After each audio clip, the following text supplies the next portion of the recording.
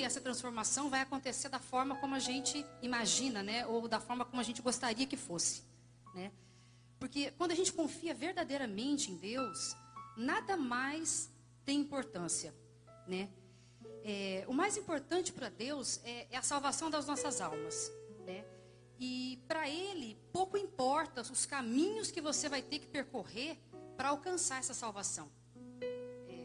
O que você vai ter que fazer para conseguir essa salvação, né? O sofrimento e as dores, elas se tornam pequenas diante do amor dele por nós e diante da vida eterna, né? Bom, agora eu vou contar um pouquinho da história da Alana, né?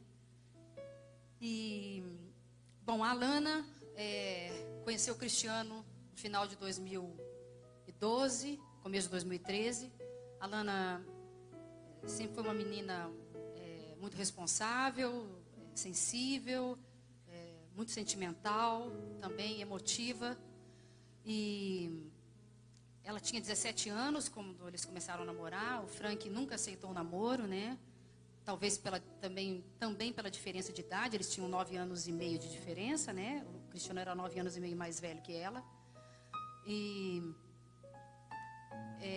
o fato do Cristiano ser um cantor, né? E viver nesse meio artístico, que tem tanta inveja, existe tanta falsidade, interesse.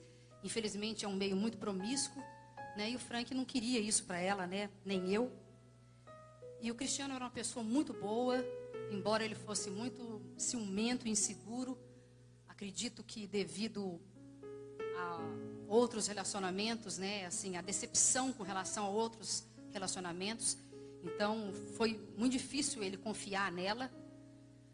E sem dizer assim que a maioria das pessoas não queriam essa união.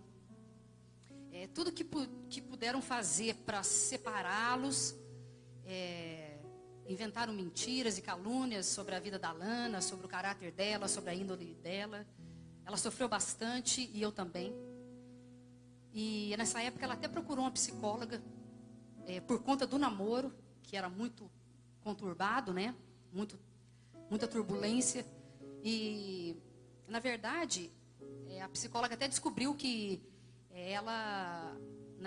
não era um namoro o problema. Na verdade, a Alana nunca tinha superado a morte do Thales, né? A Alana nunca superou a morte do Thales. Então, a ferida dela era essa, né? Apesar do namoro ter toda, né, essas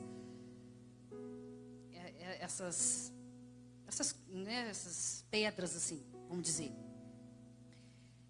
E eu sempre conversava com a Alana, orientava ela, né, e alertava.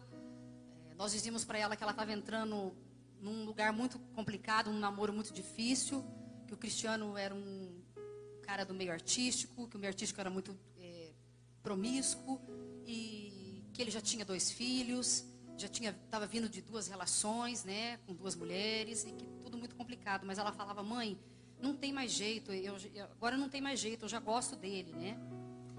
E só me restou rezar, né? Foi o que eu mais fiz. Eu rezei muito por esse namoro. Eu sempre coloquei a Alana na presença de Deus, nas missas.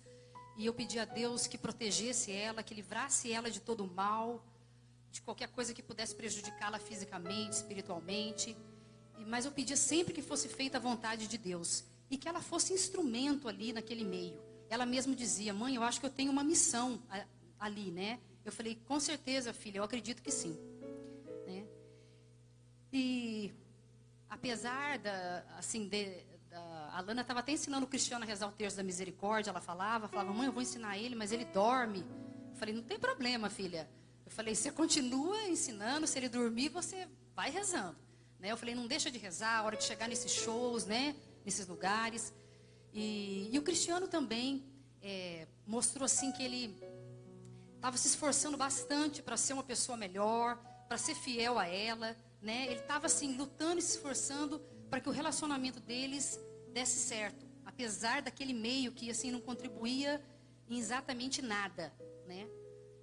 Mas apesar, né, de todo esse esforço, tudo, ainda nessa época, isso foi em 2015, né? Nós estávamos na época da quaresma e eu nunca tinha feito um jejum. E eu falei assim: eu vou jejuar por esse namoro. né? Eu fiz um jejum de carne.